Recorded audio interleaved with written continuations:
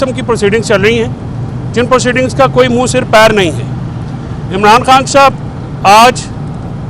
अदालत में मौजूद थे और गवाहान के बयानों के ऊपर उनका तबसरा भी सुनने से ताल्लुक़ रखता था।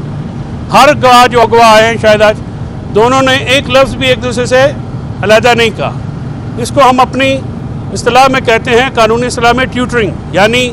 उनको को कारीगर जो है वो पढ़ाता है कि आपने बयान इस तरह से देना है। जिस तरह से परवेज़ खट्टक को एक कारीगर इन्वेस्टिगेशन ऑफिसर ने अलकादर में ये कहा था कि ये बयान इस तरह से पढ़ना है, इस तरह से यहाँ पे भी कुछ कारीगर किस्म के लोग हैं जो कि ये मामला कर रहे हैं। आज इमरान खान साहब ने कल सेनेट में एक रिपोर्ट पेश हुई है वफाकी हुकूमत की तरफ से, जिसमें यह बताया गया है कि his royal excellency prince Mohammed bin Salman साहब ने इमरान खान साहब के रिक्वेस्ट के ऊपर 7500 जो सऊदी जेलों में मुक़य्यद पाकिस्तानी गरीब और मज़दूर और मुस्तहिक़ीन थे उनको रिलीज़ किया था। तो इमरान खान साहब ने इसकी आज his royal highness Mohammad bin Salman साहब का ख़ुसूसी शुक्रिया अदा किया और उन्होंने कहा कि वो तमाम के तमाम लोग जो हैं वो गरीब थे, मुस्तहिक़ीन थे और मोहम्मद बिन सलमान साहब ने बड़ी मेहरबानी करते हुए उनकी दरख्वास्त के ऊपर उनको रिलीज़ किया, तो इसके लिए वो उसके शुक्रगुज़ार हैं। तो पाकिस्तानियों के लिए इमरान खान साहब हमेशा दर्द दिल रखते हैं और हम सऊदी क्राउन प्रिंस के बड़े तहे दिल से मशकूर हैं कि उन्होंने पाकिस्तान के गरीबों का, मज़दूरों का जो है ये इमरान खान साहब की दरख्वास्त के ऊपर ये मामला टेकअप भी किया, कंसिडर किया और उनको रिलीज़ किया। देखिए, इस वक्त जो 26वीं आईनी तरमीम के शाखसाने हैं, आज खान साहब ने उस पर भी बात करते हुए स्पेशली कहा है कि देखिए 26वीं आईनी तरमीम के बाद जो हम खदशात का इजहार कर रहे थे आपके सामने कि अदालतें जो हैं वो एक कठपुतली बन जाएंगी और आज अदालत में होने वाले ये फियास्को जो हैं, जजेस के अंदर जो तासुब है, ये जजेस के अंदर जो क्रिपिंग है,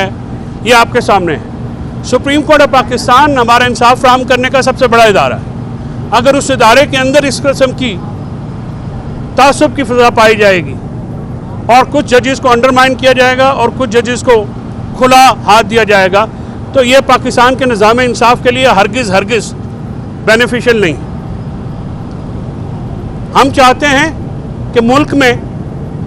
रूल ऑफ लॉ हो,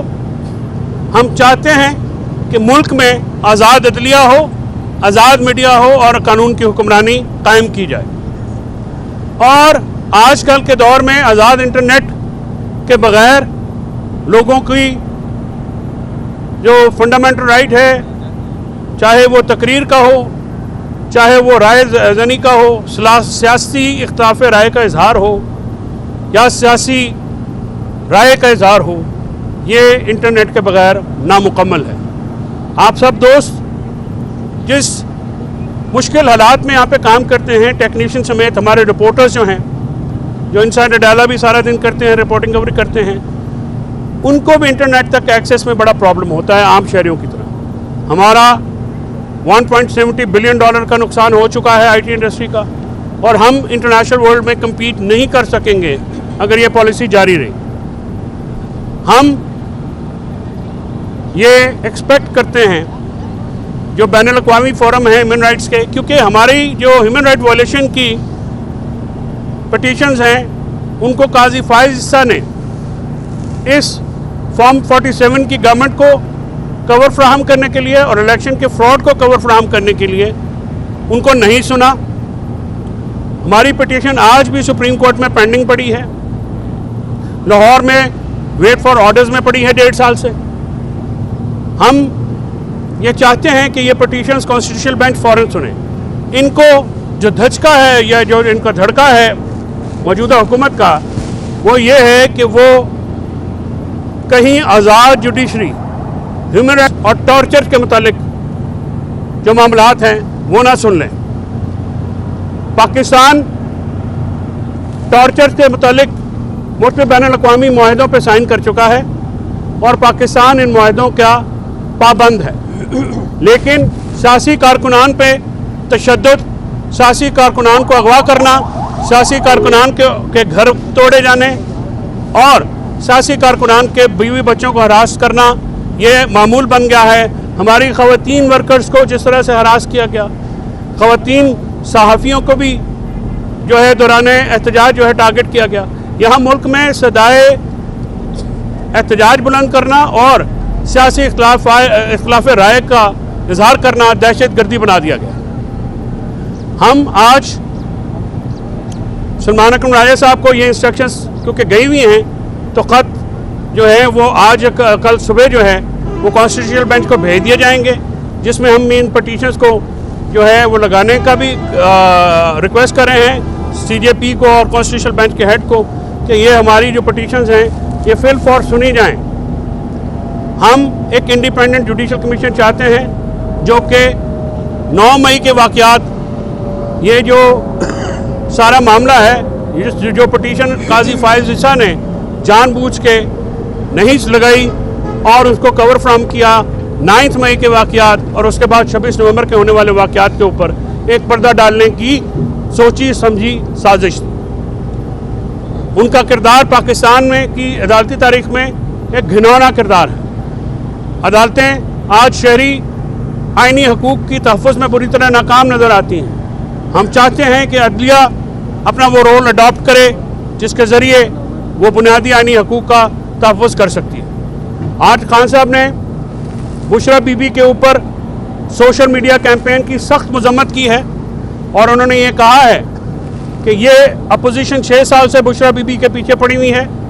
और उनके ऊपर कीचड़ उछाल के वो इमरान खान का असल टारगेट हैं, और जो लोग हमारे खैर ख्वाह बन के ये ट्वीट्स कर रहे हैं वो हमारे खैर ख्वाह नहीं हैं, वो अपोजिशन का एजेंडा टो करते हैं और हमारे खैर ख्वाही के रूप में वो ये मामलात करते हैं। इनकी उन्होंने भरपूर मज़म्मत की है और उन्होंने बुशरा बीबी के ऊपर अपने यकीन मोहकम का दोबारा आदा किया है और उन्होंने कहा है कि बुशरा बीबी को पहले 9.5 महीने और अब एक जाली केस में सज़ा दी गई। इमरान खान साहब ने आज फिर तमाम वर्कर्स के साथ मुलाकात की, वर्कर्स को एक पैगाम दिया। इमरान साहब गैर मुतज़लज़ल तौर पे खड़े हैं। इमरान खान साहब किसी भी डील या ढील के नतीजे में बाहर नहीं आएंगे। उन्होंने ये कहा है कि वो जब भी आएंगे अदालतों से सुरखरू होकर निकलेंगे और अपने मुकदमात का जो है वो सामना करके निकलेंगे। और इमरान खान साहब ने अपने उसी अज़म को दोहराया है। आज वकला की कसीर तादाद ने मीटिंग की वहाँ पे और इमरान खान साहब की बॉडी लैंग्वेज वो आपको बता सकते हैं।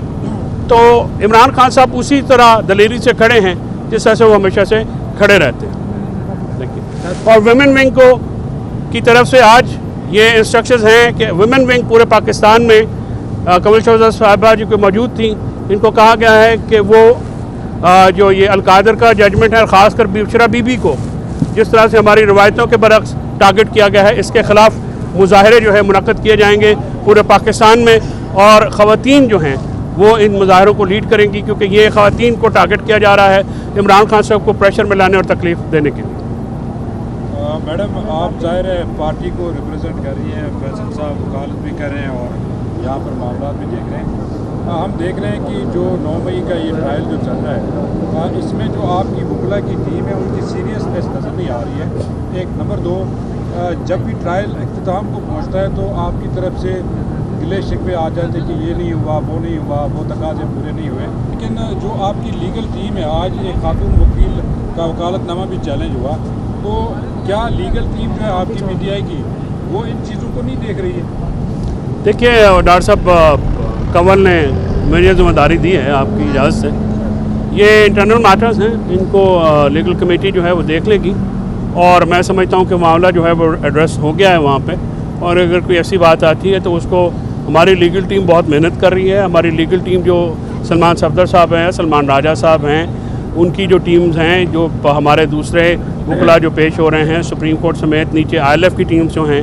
उनकी ग्रां कदर खदमात हैं। हमारे पेशावर के लोग जो हैं वर्करों के लिए बहुत ज़्यादा हमने एक एफर्ट किया। हमारे हज़ारों की तादाद में वर्कर्स जो हैं वो कैद थे, यहाँ पे बरकी खड़ा हुआ है ये, और इस समेत हमारे अभी वो नहीं है